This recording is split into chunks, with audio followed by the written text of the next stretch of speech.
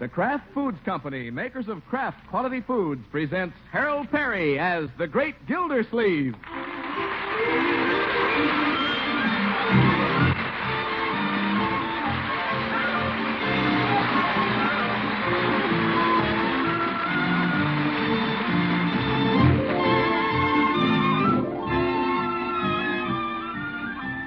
Going, but not gone. Still this week and next to get in your names for Gildersleeve's song. Still time to win up to $6,000 in cash in Parquet Margarine's $50,000 Name My Song contest. Get this week's entries in before midnight this Saturday. Then try again next week, often as you like. Contest open to listeners in the United States and Canada. The oftener you enter, the better your opportunities. Remember, a simple title for Gildersleeve's song is going to win up to $6,000 in cash. More details later. Meanwhile, remember, when you buy margarine, get the kind that tastes so good. That's P-A-R-K-A-Y, Parquet Margarine, made by Kraft. And now, before we hear tonight's Gildersleeve story, here's the great man himself singing his song. There's an old familiar strain, a haunting refrain that takes me back to days of yore. I see a chapel on the hill, spring's first daffodils, reflected in the mill pond from the shore. I recall in memory 2 names on a tree, our first kiss in that old canoe. And though we've drifted far apart, this song lives in my heart. It's a melody of love and you.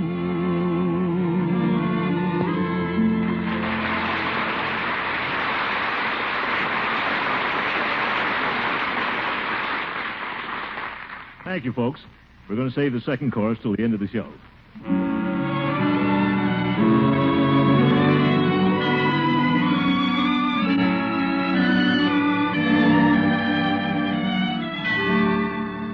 Well, let's see what's going on in Summerfield. When the clock strikes 5 at the water department, the great Gildersleeve usually jumps in his car and makes a beeline for home. But today he's going way around by Elm Street. Wonder what's on his mind. Oh, Elm Street. That's where the pretty nurse, Catherine Milford, lives. You bet. Well, and there she is, just getting out of the car. You, Catherine. Oh, hello, Throckmorton. I was just on my way home from the office and saw you parking. Oh, do you always go home this way? Well, you know what they say. The longest way around is the sweetest way home. Yeah. Throckmorton, you say the nicest things. Yep. Won't you come in? Well, I have to get on to dinner. I stopped by to tell you about an important item in the paper. What is it? There's going to be a full moon tonight. Oh. The weatherman says it'll rise at 8 o'clock facing your porch swing. Really? Harvest moon. They don't come often. Throckmorton, I just had an idea. You did? It's something you'd never think about. Oh? Why don't you come over at 8 o'clock? Well, I don't... I'll be here. That's what I like about a nurse. Doesn't take her long to diagnose a case.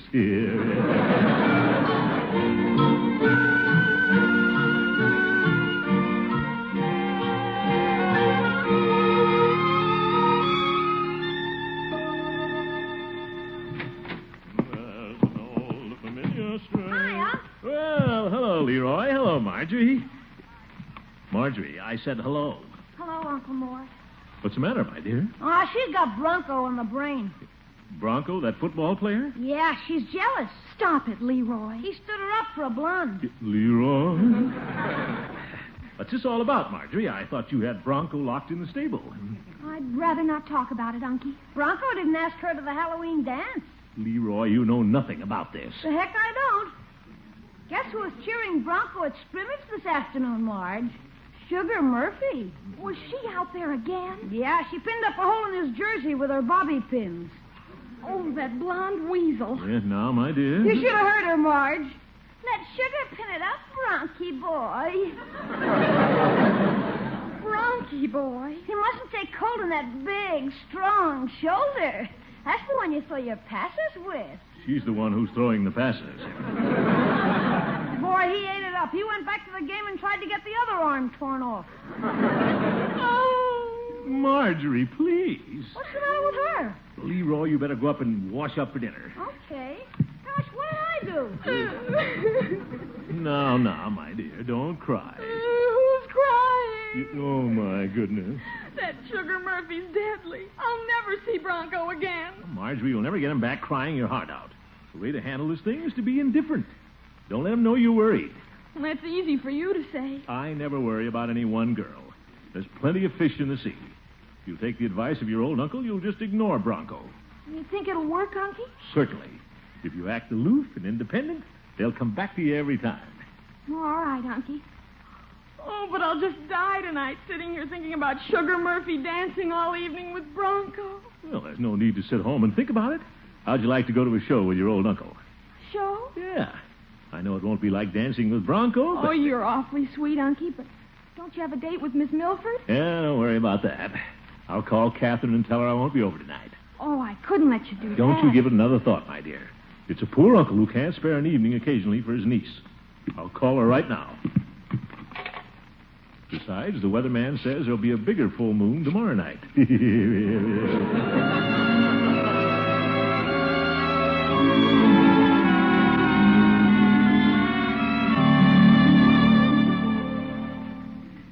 Marjorie, I'm ready. Get your little coat. Be right down, Unky. Wonder who's at the door. Hey, it's Bronco. I see his car out front. Oh? I heard an explosion. I thought the tack factory had blown up again. Marjorie, the Bronc is here. Bronco? Oh, Unky, he came back. I told you he would. Now, don't be too eager. Hi, Marge. Oh, Bronco. Oh, brother. Come in, Bronco. Marge, be cold. Play hard to get. What's that, Mr. Gildersleeve? Oh, hello, Bronco. I said coal's going to be hard to get, the strike, you know. Oh. Yeah. Well, Marge, my car's outside. Let's go to the dance. Dance? Oh, I'm going to the movies this evening. The movies? I have another date. What? Smart girl. You can't expect me to sit home waiting just for you. Yeah, now watch him come crawling.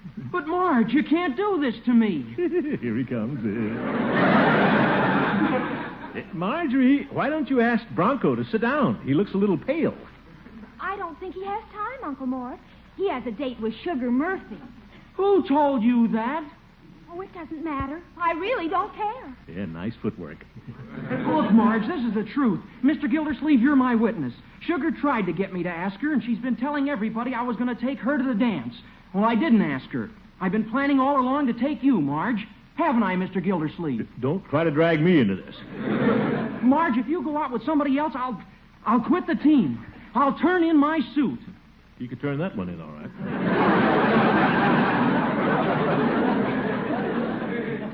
Well, I don't want to ruin the team. Come on, Marge. Well, wait till I change. I'll be right down. Hurry up. Oh, thanks, Uncle Mort. It worked perfectly. Nothing, my dear. Simple psychology. Well, but what are you going to do? You've broken your date with Miss Milford. Huh? Oh, I'll wander over there after a while. If I feel like it. She'll be waiting.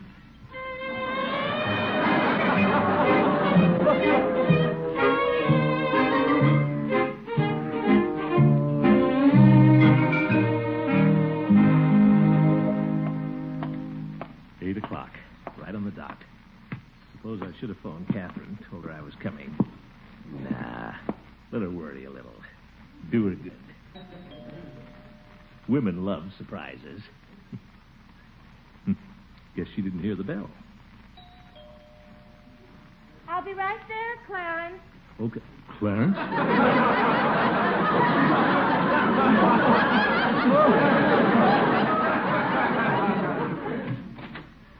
Clarence. Oh, it's you, Throckmorton. That's right, it's me. I found I could make it after all. Who's Clarence? Well, you see, Throckmorton, after you phoned you weren't coming over, I made another date. Another date? Clarence Olson called. He's an intern at the hospital. Dr. Clarence Olson. Oh, an intern, eh? Hadn't heard about him. Well, he's been asking me for dates ever since I came to the hospital. Uh-huh. I'm sure you understand. Oh, certainly. I'm not upset. I'm no adolescent. Of course not. We'll just have our date tomorrow night. Bigger moon anyway. Well, Throckmorton, I'm afraid I can't see you tomorrow night either. Have to work, do you? No, but Dr. Olson insisted on a date tomorrow night, too. Date hog. I'm sorry, Throckmorton, but, well, you don't know Dr. Olson. He's rather impetuous. Huh? He's really awfully nice. Impetuous, huh? He'll be here any minute. Wouldn't you like to wait and meet him? Oh, no, I'll be on my way. Well, good night, Throckmorton. Good night.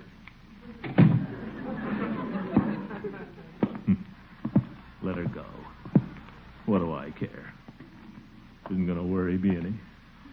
No, sir, not one bit. Excuse me, madam. Oh, lamppost.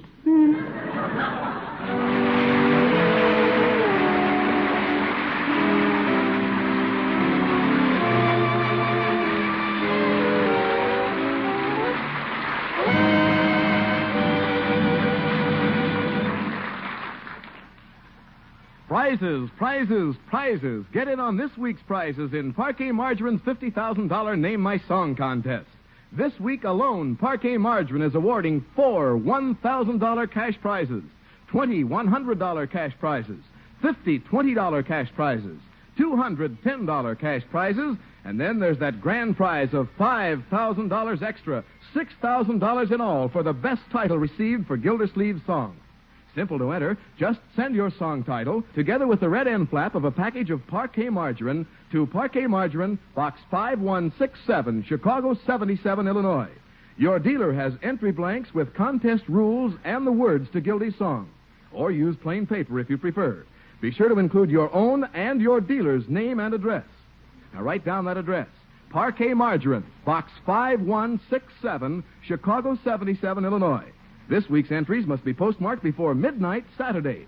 Only one more week after that. Send several entries, but hurry. Any song title you think of might be worth up to $6,000 to you in cash.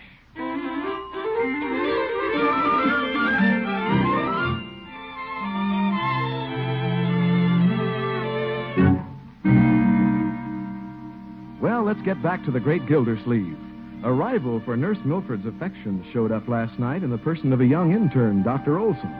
But the great man is determined to take the advice he gave Marjorie, to be aloof, indifferent, and not worry. So today we find him going about his work at the water department in his usual efficient fashion. Bessie?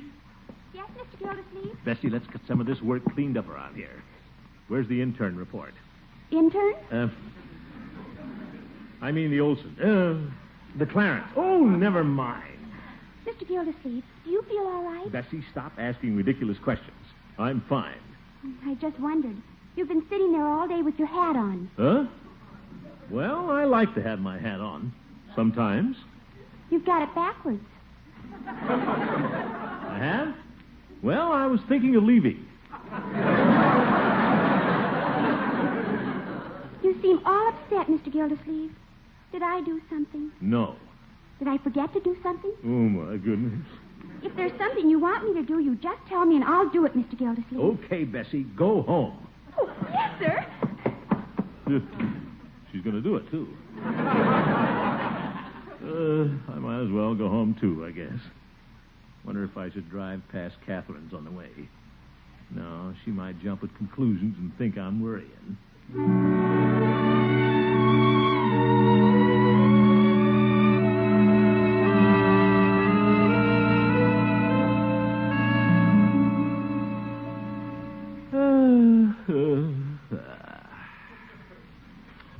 I'll do a little reading tonight. I'll just finish this historical novel. Let's see where I left off last spring. Madeline knew that the second time Sir James called, he would ask for a kiss. Oop. Those things don't happen in real life. Still, those nobles were pretty impetuous back in those days. So was Olson. Guess I'll go down to Peavy's and get a good, strong cigar.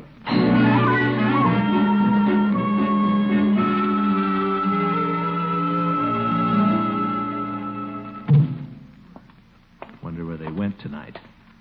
Didn't see anybody at Catherine's when I drove past.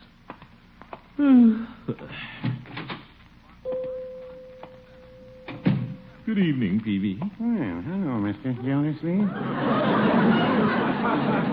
What can I do for you this evening? Give me a couple of cigars, Peavy. Very well. On your way to a date this evening, are you, Mr. Gildersleeve? Well, no, Peavy. I thought I'd just sit around and talk to you. Well, probably cost you less. Now, what do we talk about? Well, Peavy, you're acquainted with a lot of doctors in town. Do you happen to know a Dr. Clarence Olson? No. You want a doctor, Mr. Gildersleeve? If there's anything I don't want, it's a doctor. No, I guess you don't. Since you have a private nurse. That'll do, Peavy. Might interest you to know that I'm not seeing Miss Milford for a while. You don't say. Something came up, and I canceled a date with her last night. And tonight, for all I know, she's out with somebody else. Dr. Olson, I presume? Well, yes. A little worried, are you, Mr. Gildersleeve? Of course not.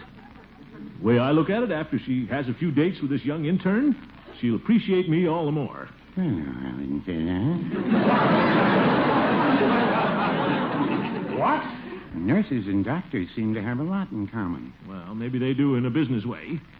Yeah, they're probably spending the evening together down at the hospital watching an operation. My. Good evening, gentlemen. Well, hello, John. Hello, Horace. It's a little chilly outside, isn't it? Yes, good. It's going to be nice Halloween weather. I may just go soaping windows.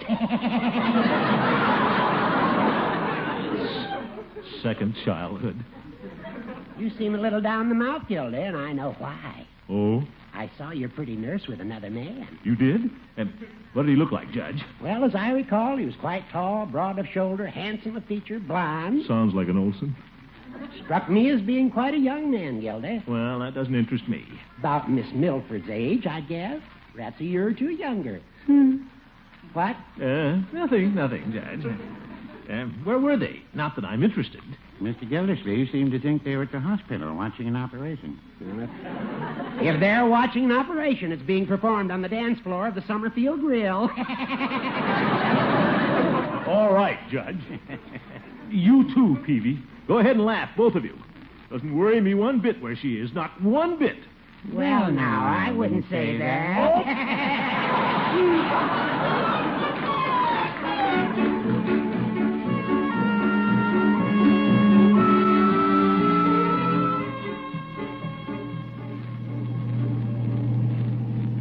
I'm worrying. It's just that I can't think about anything else. This idea of not worrying is the worst idea I ever had. I'll call Catherine the first thing in the morning and ask her for a date. No, I'll do better than that. I'll drop by her house right now and stick a note on the door. Hope she reads it before that intern gets a chance to date her up next week. I'd better mark the note Rush.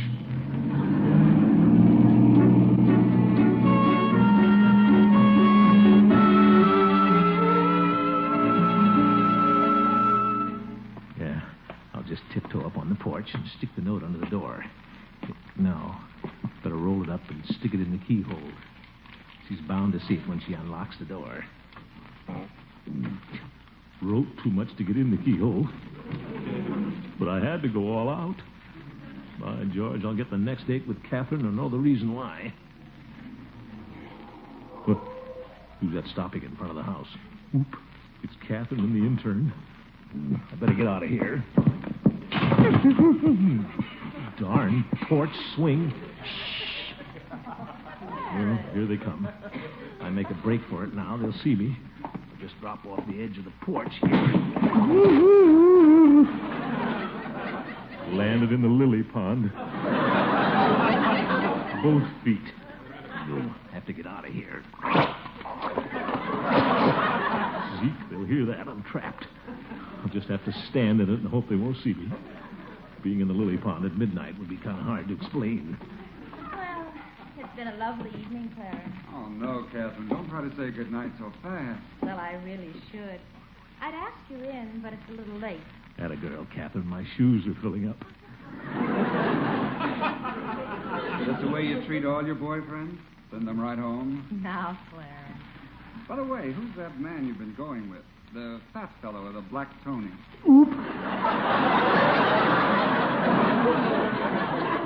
Why, don't be silly. That's a natural wave in Mr. Gildersleeve's hair. Oh, yes, Gildersleeve. Works for the water department, doesn't he? I'll have you know he's the water commissioner. You bet. I could turn off your water, Doc.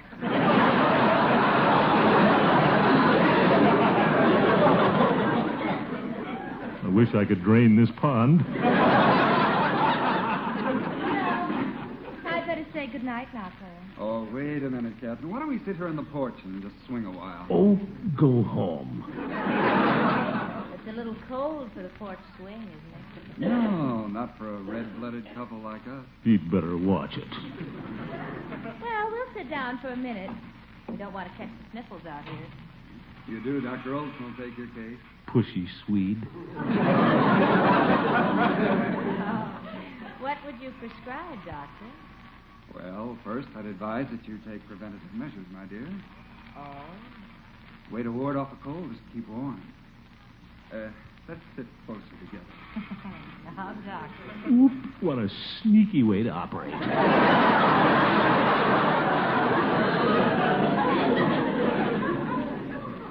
Oh, there's nothing so romantic as an old porch swing, especially if there's a boy and a girl in it. That's what I was going to say. And look at that big yellow harvest moon over there. Doesn't that suggest anything to you? Now he's using my moon. Well, it suggests that I'd better be going in. Get up and go, Catherine. My feet are freezing. Oh, please, just 5 minutes more. Oh, my goodness. I'll just have to try to make myself comfortable. What's that? Fish in your pond? Oh, no. There hasn't been a fish in that pond since we've been here. That's what she thinks.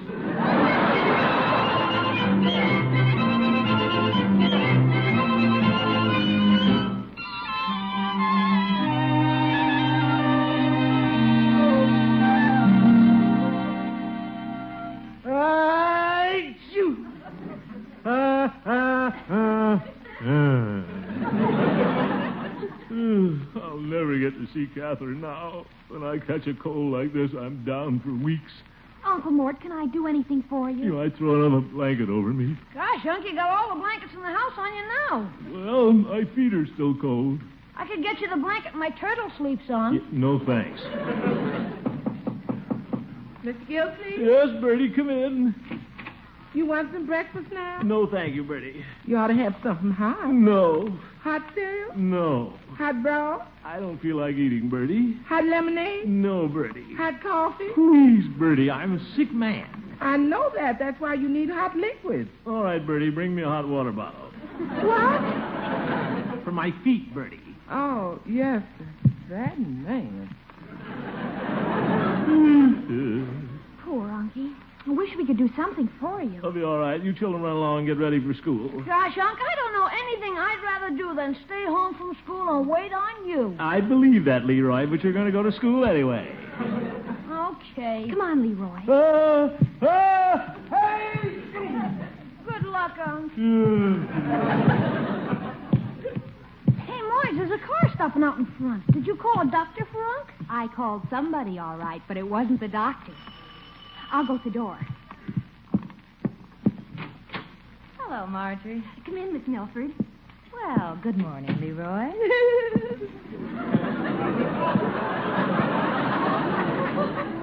How is the patient? Well, come on, I'll take you up to his room. Bertie, hurry up with that hot water bottle. I'm shaking again. This isn't Bertie, Throckmorton. What? Well, Catherine, What are you doing here? Well, she just came by to see how you were feeling, Unky. Yes. How are you feeling? Oh, fine. Throckmorton, how did you ever get such a bad cold? Well, I was delivering a letter, and I stepped in a puddle. Oh. Well, let me make you comfortable. Raise up while I fluff up your pillow. Yeah. That's right. Now let me lay your head back. Your forehead feels quite cool. It does? Hmm? Try it again. Well, you do have a little temperature. Yeah. Well, I'll go down to the kitchen and see Bertie. I want you to have some hot liquid. Hot liquids? Oh, that's a great idea, Catherine. I've been wanting hot liquids all morning. I'll be right back. Yeah, I'll be here. Uncle Mort, you look better already. I'm so glad Miss Milford came to see you. Well, Marjorie, it's just like I told you. Pay no attention to them. Don't worry, and they'll come back every time. You're so right, Unky. I never worry about a thing.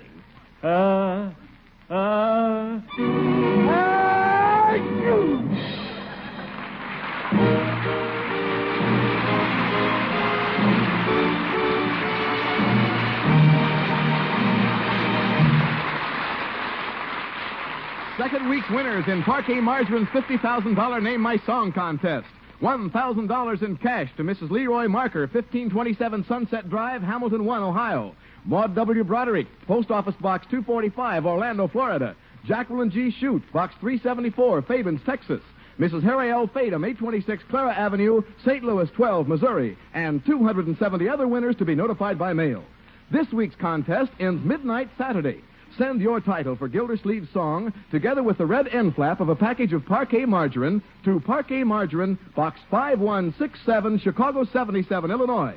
$6,000 to the grand prize winner. Remember, you can get a souvenir recording of my song just by sending 25 cents in the red end flap of a Parquet package to Parquet Margarine, Box 5167, Chicago 77, Illinois. This isn't part of the contest, but having the record might suggest a prize-winning idea. The address, same as the contest, Box 5167, Chicago 77, Illinois. The record sounds something like this.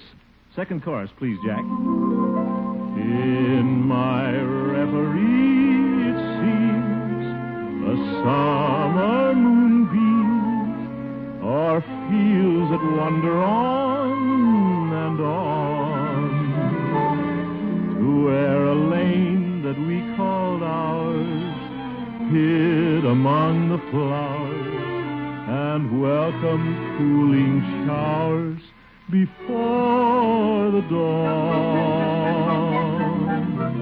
There's a lilac trellis gate where each night we'd wait to breathe the fragrance in the air. And so wherever I may roam, my thoughts will return to home. For I know that love and you are you. Bye, folks. The Great Gildersleeve is played by Harold Perry. Be sure to listen in next Wednesday and every Wednesday for the further adventures of the Great Gildersleeve.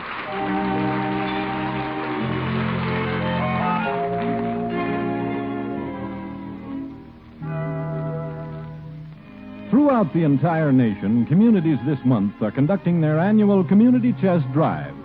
There's no need to tell Americans what the Community Chest is or what it does. It's only necessary to tell you that without your contribution, work vital to human happiness in your own community cannot go on. The Kraft Foods Company urges each one of you to open your hearts to your local Community Chest appeal this month. Remember, all the Community Chest agencies in your community share your contribution.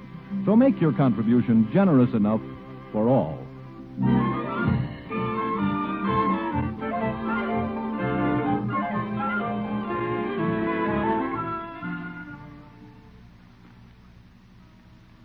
Stay tuned now for Break the Bank on NBC.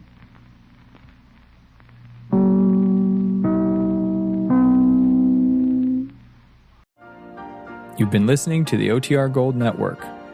Find more classic radio at otrgold.com.